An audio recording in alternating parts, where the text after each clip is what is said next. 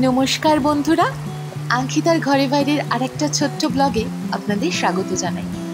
আজকের সকালবেলাটা কিন্তু খুব সুন্দর। কালকে ভোর রাত্রির থেকে বৃষ্টি শুরু হয়েছে এখানে। সেই ভ্যাপসা প্যাচপ্যাচে গরমটা এখন একেবারে নেই। বাইরের ওয়েদারটা ভীষণ সুন্দর। এই ওয়েদারে ইচ্ছা করে লং ড্রাইভে যেতে। আচ্ছা, আপনাদের কি কি ইচ্ছা করে? লিও দেখলাম হঠাৎ করে খাটে এসে শুলো।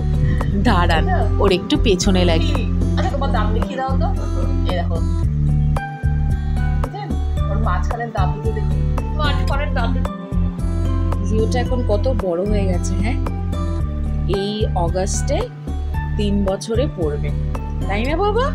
হ্যাঁ, লিওকে যখন এনেছিলাম তখন লিওর 1 মাসের একটু বেশি বয়স ছিল। আনার পরই এত অসুস্থ হয়ে যায় যে ওকে বাঁচানোটা খুব মুশকিল হয়ে গেছিল। লিওকে আনার দিন থেকেই ওর শরীর খারাপ করেছিল। প্রথমে ভেবেছিলাম হয়তো একটু জায়গা চেঞ্জ হয়েছে, তাই জন্য হয়তো একটু শরীর খারাপ হয়েছে, কিন্তু পরে বুঝলাম যে না, ও সত্যি শরীরটা ভীষণ খারাপ। ডাক্তারের কাছে নিয়ে গেলাম। ফার্স্টে ফোনে অনেক রকম কনসাল্ট করলাম অনেকজনের সাথে, কেউ বললো স্যালাইন দিতে, অনেক রকম সাজেশন দিল। তো যাই হোক, নিউ টাউনে একজন ডাক্তার বসেন, উনি আমাদের কাছে ভগবান।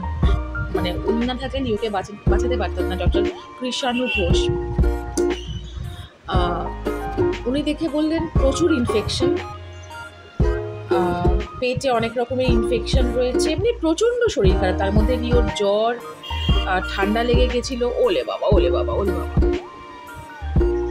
তো যাদের কাছ থেকে নিয়েছিলাম তারা লিওর ব্রিডটা খুব ভালো দিয়েছিল, আইভাবে দিঘায়, কিন্তু অসুস্থ বাচ্চা বলে তাড়াতাড়ি আমাদের কাছে দিয়ে দিয়েছিল।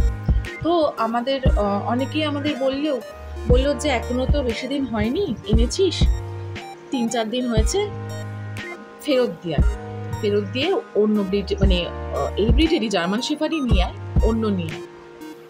মনটা এত খারাপ হয়ে গেল, তখন চিন্তা করলাম লিও যদি আমার গর্ভজাত সন্তান হতো, তাহলে যদি এইভাবে অসুস্থ হয়ে যেত, অসুস্থ হয়েই জন্মাতো, তাহলে কি ওকে এইভাবে ফেলে দিয়ে আসতে পারতাম না একদম। তাই জন্য আমি আর বুবাই মিলে ঠিক করলাম, না, ও যেমনভাবেই আছে, যেমনভাবে আমাদের কাছে এসেছে, ওকে আমরা তেমনভাবেই ট্রিটমেন্ট করাবো, তেমনভাবেই রাখবো, ওকে আমরা আর ফেরত দেবো না। আর কী করে এইটুকু একটা প্রাণ, ও তো তখন একদম ছোট ছিল, 1 মাসের থেকে একটু বড়, এত করুণ, এত চোখ দুটো এত করুণ, এত মিষ্টি একটা বাচ্চা, ওকে ছেড়ে তখনই এত মায়া পড়ে গেছিল, ওকে ছাড়তে পারতাম না। তাই জন্য ভাবলাম ঠাকুর যা করবেন সেটাই মেনে নেব, ঠাকুরের ওপর ছেড়ে দিই, আর আমরা আমাদের মতো ট্রিটমেন্ট করাই, বাকিটা ওপরওয়ালার হাতে।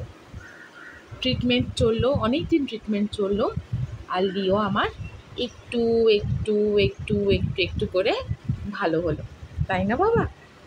তার জন্য ও ছোটোবেলা থেকে খাওয়া নিয়ে খুব প্রবলেম, ও একদম খেতে চাইতো না। তখন অবশ্য গান গেয়ে অনেক কিছু করে ইঞ্জেকশনের সিরিঞ্জ দিয়ে মুখের মধ্যে খাবার একটু করে ঢুকিয়ে দিতাম, লিকুইড ফুড ছিল তো। কিন্তু এখন তো আর পারি না, এখন ওর গায়ে যা শক্তি হয়েছে, বাপ, দুষ্টু পাখি একটা, শোনা বাবা। এই প্রত্যেকবার লিওর জন্মদিন যখনই আসে, এখনও আসেনি, অগাস্টে দেরি আছে, ভাবি কিভাবে ওকে আমরা বাঁচিয়েছিলাম, দিন জেগে রাত জেগে। আর ছোটোবেলা থেকে যখনই আমার কোলে ফার্স্টে এসেছিল, লিওকে যখন ফার্স্ট কোলে নিয়েছিলাম, ওই যে ও আমার সাথে যে অ্যাটাচড হয়ে গেল না, সেটা একটা অদ্ভুত বন্ডিং, তাই না বাবা? ওকে যখন আনা হয়েছিল তখন ওকে ফার্স্টে একটা খাঁচায় রাখা হতো, অনেক বড় খাঁচাতেই রাখা হতো, সেই খাঁচায় মিঠিও ঢুকে থাকতো, সেই ফটো আমার কাছে আছে। সেই খাঁচার মধ্যেও থাকতো, আর কিছুতেই থাকতে চাইতো না, ও বেরোতে চাইতো, আমার কাছে আসতে চাইতো।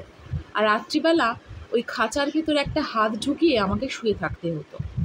যেই খাঁচা থেকে হাতটা একটু সরাতাম, তখনই ও হাতটা খুঁজতো, তারপর আবার যে হাতটা দিতাম, ও এসে আমার হাতটাকে একটু চেটে আবার শুয়ে পড়তো। ও তো আমার বাচ্চা, ও আমার সোনা বাচ্চা, আমার ছোট বাচ্চা। সুস্থ থাকো, ভালো থাকো, এইরকম গাধামি করে যাও, তাই না বাবা? আমার সোনা বাচ্চা।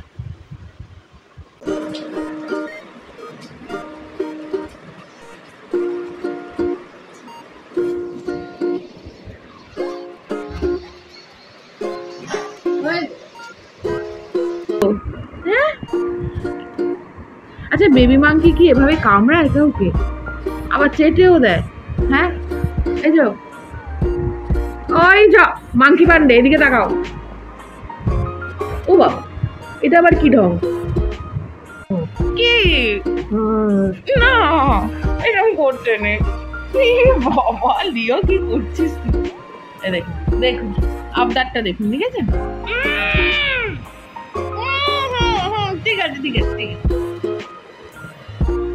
একটা খরগোশ তো, একটা বানিও, তো একটা বানি। হ্যাঁ, ওর চেহারার দিকে কিন্তু আপনারা যাবেন। ওলে বাবা, এটা কি চাই এখন? তোমার এটা চাই, ক্লিপটা নিয়ে চাই? হ্যাঁ বল, আমরা এটা। ও বাবা, এই যে কানটা নাড়ালে কি হবে? সকাল থেকে কি কাজ করেছো তুমি? হ্যাঁ বলো। আচ্ছা বাবা, বলে দাও, তুমি আমাকে ভালোবাসো? হ্যাঁ ও বাবা, তুমি কি আমায় ভালোবাসো? তুমি কি আমায় ভালোবাসো? মাংকি পান্ডার এখন ঘুম পেয়েছে, এতক্ষণ ঘুরোঘুরি করে এখন ঘুম পেয়েছে আমার, তাই তো? হ্যাঁ, কোন জার্মান শেখার এই বেলা 10টার সময় ঘুমায় আমাকে বল, বল শিগগিরি বল, বল বল বল শিগগিরি বল। বলবি? তুই বলবি? খেলা, তোমার কি কিছু বক্তব্য আছে? হ্যাঁ, ওই যে এনি বক্তব্য, এনি বক্তব্য, একটা কিছু করে দাও। অন্য সময় কত খেলা দেখাও তুমি। কি রে বাবা, ওরে বাবা, আবার অ্যাটিটিউড দেখাচ্ছে। হ্যাঁ, কি গো, তখন বকলাম বলে তুমি রাগ করেছো? ওকে আজকে একটু বকেছি, দুষ্টুমি করছিল তো, তাই তো? হ্যাঁ, কি গো, তোমার এই কামড়ানো স্বভাবটা কবে যাবে বলো? সমস্ত জিনিস নিয়ে কামড়ানো কব?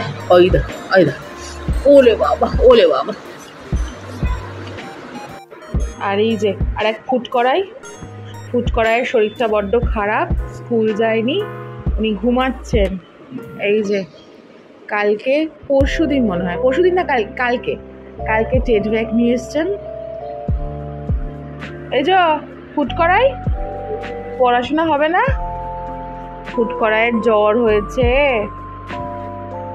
এই যে ছোট ভাই তো সকালবেলা উঠে কত পড়াশোনা করলো, ওরা এখন ক্লান্ত হয়ে আবার ঘুমিয়ে পড়েছে। তুমি উঠবে না মা? উঠবে না? শরীরটা খুব খারাপ।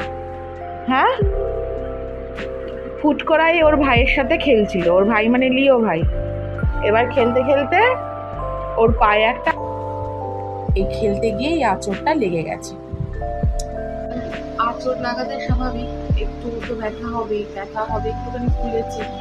এর আগেও একবার হয়েছিল, তখন ওর কানে হয়েছিল, কানে সেটা আবার পুজো হয়ে গেছিল। তখন আমার ডাক্তারকে দেখাতে, ডাক্তার বলেছিল যে যেহেতু লিওর ইনজেকশন নেওয়া আছে, ওটাতে ভয়ের কিছু নেই।